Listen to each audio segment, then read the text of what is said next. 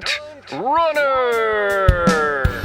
Have you ever been playing Stunt Runner with your friends and thought to yourself, I wonder if I could do this backwards? You haven't. Well, that's fine, because I have, and in this video I'm going to be putting my Stunt Runner skills to the test to help answer the question, can you really do all 6 Stunt Runner levels backwards? Before we start, I just want to say that I am not the first person to do this, as everyone on the screen right now has done this in some capacity before. However, in this video I'm going to be explaining my thought process while attempting these levels, as well as different techniques to do if you, for whatever reason, ever want to try this yourself.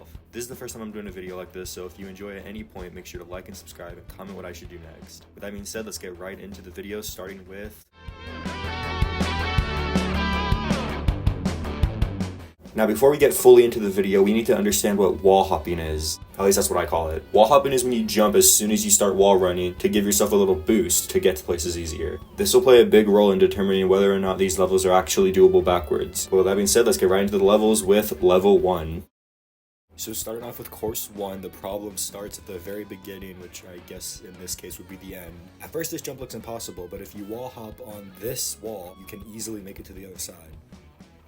The second problem occurs at this little wall area where usually you'd be jumping to the bottom. I kept trying to find different ways to try to get up to the top and I couldn't find any. At first I thought I could just wall hop up to the top, but that didn't work. And after about 2.5 minutes of trying to find a way up here and almost giving up, that's when I discovered that you can wall run on the little rope part. So I found out that if you wall run on this rope part and then go onto the other wall, you can try to make it up to the other side. So I tried this a couple times. Eventually it worked and I made it to the other side. The rest of the level was easy, which makes this the first possible of the video. So starting off with course 2, the first part of it is pretty easy. The problem occurs when you get to this part with the bounce pads. Now you would think that you could just jump right onto the bounce pads, but you can't. The clambering just doesn't work. So I was about to call it impossible until I realized that you can wall run on the sides of the bounce pads to get to the top. So after trying this a couple times, it eventually worked. The rest of the level was pretty easy, which makes this the second possible of the video.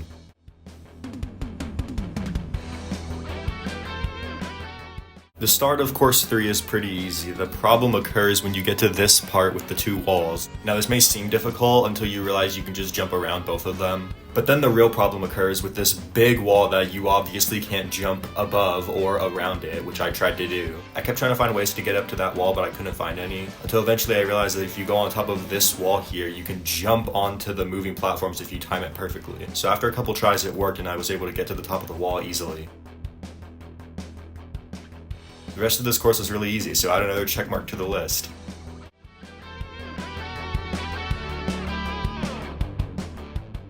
So the beginning of course 4 is easy until you get to this part, obviously. Now you would think that you just can't do this because it's just straight up and you can't go up there. And that's what I thought too, so I gave up, called this impossible, but 2 days later I discovered that you can actually wall run across the walls in like a box shape to try and get to the top. So after trying this a lot of times, it eventually worked and I was able to get to the top. And then the rest of the course was pretty straightforward, which means that level 4 is also possible.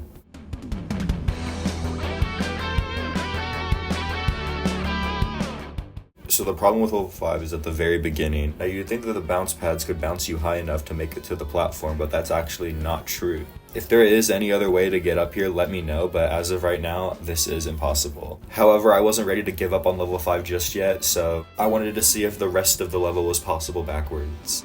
So starting at the top of this platform, the first part of it was easy. The problem happens when you get to this part with the little spinny thing. Usually you would be jumping down. I tried so many ways to get up here and there were just none that worked. I spent 2 minutes trying to find a way to get up there and I couldn't. So eventually I gave up and called this level impossible in more ways than one.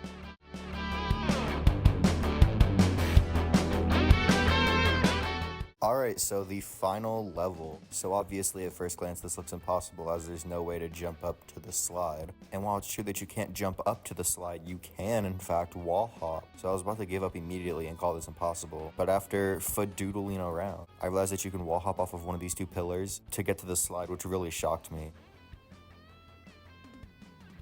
The rest of the course was easy, except for the fact that you can't jump directly down. You actually have to do it backwards. But outside of that, this level is pretty easy, so this is the final possible of the video.